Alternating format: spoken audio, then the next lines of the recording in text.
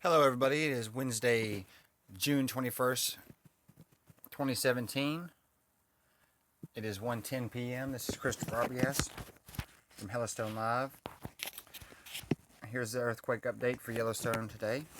We had a 0.7 at 0027 UTC, a 0.4 at 158 UTC, 0.5 at 451 UTC, a 0.7 at 617 UTC,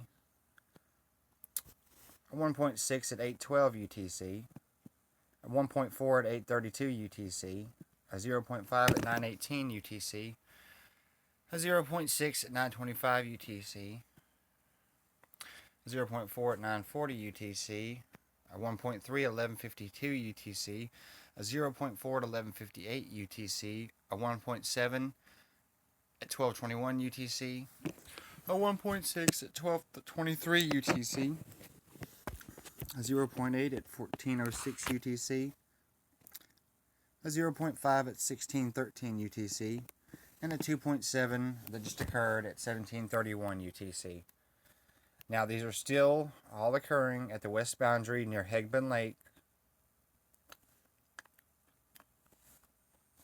These increasing swarms are getting worse by the day.